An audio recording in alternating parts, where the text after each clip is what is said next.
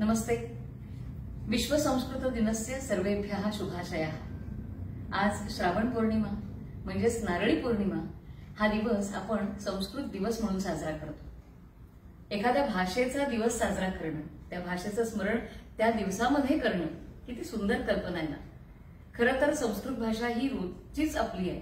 काही जणांना असं वाटतं की ही भाषा फार कठीण आहे, आमच्यापासून फार दूर आहे, पण हा गैरसमज आहे। कारण या संस्कृत भाषेतले कितीतरी शब्द भारतातल्या कितीतरी प्रांतीय भाषेमध्ये वापरले जातात।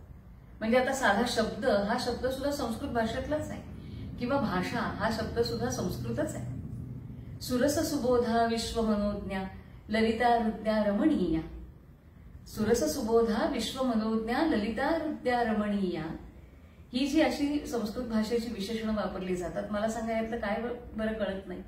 सुरस सुबोधा विश्वमनोज्ञा ललिता हृद्या रमणीया, अमृतवाणी संस्कृत भाषा नैव क्लिष्टा न च कठिना। किती सहज सांगितलंय। ही कशी आहे तर ही सुरस आहे, ही सुबोध आहे म्हणजे सहज बोध करून देणारी आहे। विश्वमनोज्ञा अहो साऱ्या विश्व मनाला जाणणारी ही भाषा आहे। हृदया अगदी हृदयापर्यंत पोहोचणारी आहे। ललिता म्हणजे अतिशय गोड आहे आणि रमणीय म्हणजे ज्याच्यामध्ये कोणीही रमू शकतो अशी ही संस्कृत भाषा आहे।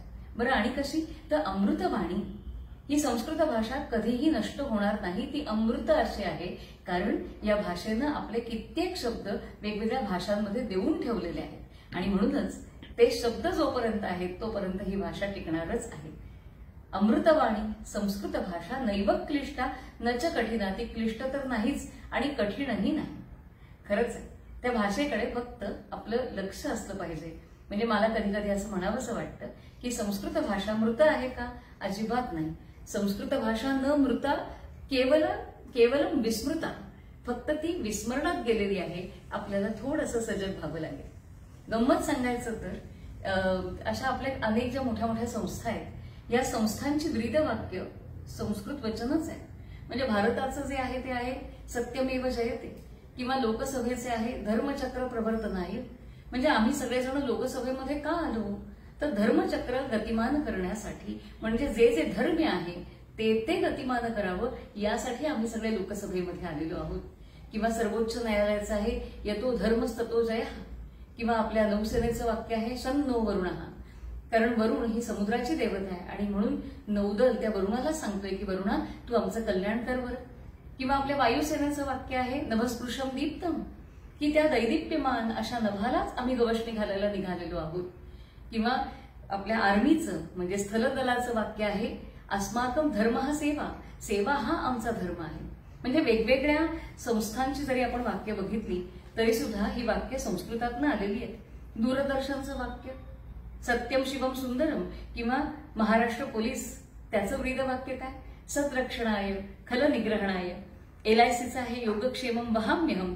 मुंबई विद्यापीठाचं आहे शीलवृत्त फला विद्या, म्हणजे विद्येचं फळ काय, आपण शिकतो मोठे होतो वेगवेगळ्या डिग्र्या घेतो, पण याचं फळ काय असलं पाहिजे तर आपलं चारित्र्य, आपलं शील उत्तम घडवते ती विद्या, असं मुंबई विद्यापीठानं सांगितलं।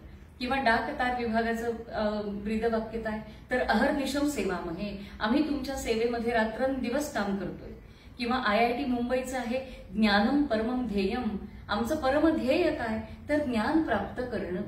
म्हणजे ज्ञान हेच साध्य आहे। ज्ञान हे भारतानं कधी साधन मानलं नाही, ज्ञान मिळवून काही प्राप्त करावं असं नाही, तर ज्ञान हेच खरं तर प्राप्त करण्याची गोष्ट आहे। किंवा आपली IAS म्हणजे भारतीय प्रशासकीय काम बघणारी संस्था जी आहे त्याचं आहे योग कर्मसु कौशलम, म्हणजे माझं काम मी किती कौशल्यानं करतो हाच खरं तर योग आहे। अशा विविध संस्थांची वाक्य ही संस्कृतामध्ये आलेली आहेत ब्रीदवाक्य, आणि ती संस्कृतामध्ये येण्याचं कारण का तर छोट्याशा शब्दांमध्ये छोट्याशा रचनेमध्ये बराच अर्थ व्यक्त करण्याची संस्कृत भाषेची असलेली हातोटी। आणि मुख्य म्हणजे भारतीय संस्कृती नेमकी काय आहे हे संस्कृत भाषा अतिशय उत्तम रीतीने उलगडून दाखवते। म्हणून ह्या सगळ्या संस्थांची ब्रीदवाक्य ही संस्कृत भाषेतली आहे। आपण आता थोडंसं अधिक सजग होऊया आणि आपल्या परिसरामध्ये ज्या ज्या संस्था कार्यरत आहेत त्यांची नेमकी ब्रीदवाक्य काय आहेत, ती कुठल्या भाषेतली आहेत हेही जाणून घेऊया. खरं सांगायचं तर संस्कृत भाषा ही मुळीच लांब नाही. ही आपली रोजच्या जीवनातली भाषा आहे. गरज आहे ती थोडंसं आपण सजग होण्याची. या संस्कृत दिनाच्या दिवशी आपण एवढी तरी एक प्रतिज्ञा नक्कीच करू शकतो की दिवसभरात फार नाही जमले तरी किमान 10 नवीन संस्कृत शब्द तरी मी नक्की पाहीन आणि त्यातले नेमके मी माझ्या भाषेमध्ये कुठले वापरते याच्याकडे लक्ष ठेवीन.